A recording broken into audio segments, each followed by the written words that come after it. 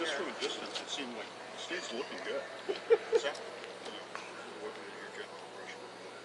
No, I mean he looks good. He was we got here at started meeting at 9:30. He was here at 9:30 and throughout the coaches meeting. Then he was here throughout practice. He came in for a meeting yesterday. We met yesterday at 8:30, so a little bit earlier, and he was here for that too. So today was his first time back with actual players and that kind of thing since going to North Carolina? Yeah, being on the floor, but he's come to meetings, coaches meetings before, and like I said, we talk a couple of times a day, at least by phone. I know you're letting Bob kind of handle his updates, but do you feel good about him potentially coming back at some point? You know, that's a question for Bob. I'll just coach until they tell me otherwise. You know, if they tell me otherwise, I'll do the otherwise. Mike, Steph just said how nice it was to hear Steve's voice today, and just that was, a nice moment. I mean, can you speak to that a little bit, just on what that means to everybody to have him here once in a while? Yeah, well, for me it's a little different because I hear his voice a couple of times a day at least, and so that's good. But so for me, more than anything else, it was great to see him out here, especially on during practice, walking around, talking to guys, and you really enjoy that because he's our leader, and he's the guy that laid the foundation and got everybody heading in the right direction, and so the more he can be around, it's a better feel that all of us have, not just the players, but us as a staff and so on and so forth. So it was good to see him out here today. I know you addressed it yesterday, but just being with the Spurs last year, how much did that whet your appetite or get your juices flowing to get back into it? A ton. I mean, you guys know Pop. I said this before, he's done a lot for me off the floor, away from basketball, and just as much on the floor too. And so to be able to be around him 13 years later, because last time I was around him was 2003, really, from a day-to-day basis, and then to come back and do it again, 2016 was awesome. I mean, it got my juices flowing, and I learned a ton. Had a lot of fun hanging out with him. I love the fact that, he loves to go eat and drink, and but more importantly, I didn't have to pay. So I miss that more than anything else. Makes the food taste better, right? It makes the food and drink taste a lot better. That's it. Yes. Pop, we going out again? Yes. Mike, you might not be surprised that his reaction when somebody asked him today about stopping your high-flying offense was pray, and Steph said, "Oh, that's just gamesmanship." Is that just Pop? That's Pop. He is doing a lot more than praying right now. He knows what he wants to do against us. How is he so good at when he faces teams that rely on the three ball a lot? How is he so good at running guys off that line and making sure guys got there and maintaining the defensive discipline on that? You know what? He has a feel for doing just the right amount of stuff to get his point across. What I mean by that is he watches the right amount of film with the team. Mm-hmm. He does. Not only does he do the right drills, mm-hmm. but he drills them just enough. Mm-hmm. He scrimmages them just enough. And that's the fine line, because you got pros that play a ton of games and you're talking to them all the time, and if you go even this much overboard with a group of guys on this level, they're going to tune you out. Mm-hmm. And once they start tuning you out, then it's a wrap. You don't have a shot at all. And what's so remarkable about his situation is, he's been there 20 years, and a lot of those guys been there a long time. And to hear his voice day after day after day, but them still accept it and still try to go do it, that's just as remarkable as his record and championships and all that other stuff. I mean, based on the last series and even watching him over the years, when his team gives up an open three to a three-point shooter, right, it's like he goes ballistic. I mean, is that like the thing he hates the most, or is that something that just bugs him, or what?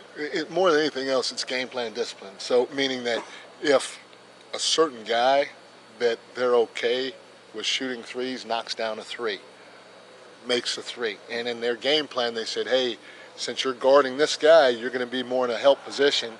You can close out to him late, but close out and play him for the drive. If he knocks down a three, Pop may be okay. Because in Pop's mind, he loves gamesmanship like we talked about earlier. Pop wants you to make that three. Why? Because the next time you get it, you're probably going to shoot it. And he knows that you shooting threes, that's not going to beat us today. So, it's all part of... I'm sorry, I should have maybe point at Anthony. I think you can shoot it. I know he can't. That's what I'm saying. I know you can, but he can't. But that same guy is an actual three threat. Correct. Yeah. Yes. Yeah. And it's part of the game plan. And he's probably saying, hey, don't leave him or run him off the line. Even if he makes a two, you get him off that 3-point line. If he doesn't, he knocks down a three. He goes crazy. But you best believe it. Boop. That is coming right away. What are you seeing from LaMarcus Aldridge through these playoffs? How well is he playing? Obviously had a great game the closeout. Yeah, and even the games that he hasn't played probably up to his expectations, he's a threat. He's done it for many years. He's almost like a safety valve because they can throw him the ball at any time and get a great look. And if he gets doubled, he's done a fantastic job of kicking the ball out and getting the ball to three-point shooters that make you pay in another way. But, what I like really a ton about him, whether he's scoring on the block or not, is he's done a fantastic job either rebounding for putbacks, keeping the ball alive, or rebounding and kicking it out and giving them extra shots from the three-point line. So he's been big in those areas.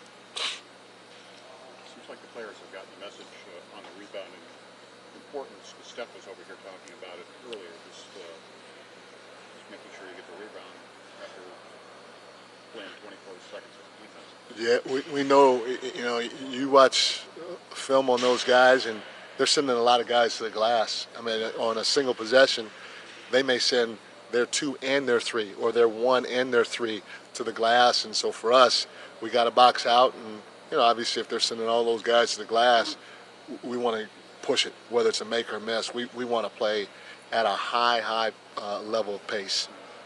Mike, is there a situation you're putting here, having been a coach before, but you're coming in a very difficult situation? Was there a period of feeling awkward initially? Did you work through that, or are you still, in the back of your mind, wondering, am I coaching next week, the next series? Has that at all been difficult for you? It's just the lack of really clarity on the situation, Steve? No, and maybe because I've been coaching so long, I've been in a lot of different situations, and it hadn't changed. Bottom line is, they told me I'm a coach until they tell me not to, and so for me, it's pretty easy to follow that game plan. So, and then on top of that, like I said, Steve and I are in constant communication, so it doesn't necessarily feel like, I'm here and I got to pull myself back when he comes back or anything like that.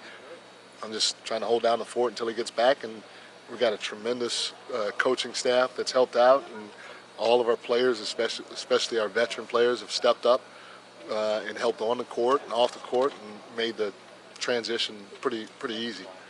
I know these are difficult questions for you to answer, but with Steve participating in practice today, would he be on site tomorrow night? I'm not sure. There's a chance he may be, and obviously if he's there and I get asked, I'm going to say whether he's there or not, just like he was there today. But, we hope he is, but not sure. He came to, came to game, I want to say game 4 in Portland, I don't think he was at any games against Utah, but we'll see tomorrow. Mike, how active was he today? He addressed the team at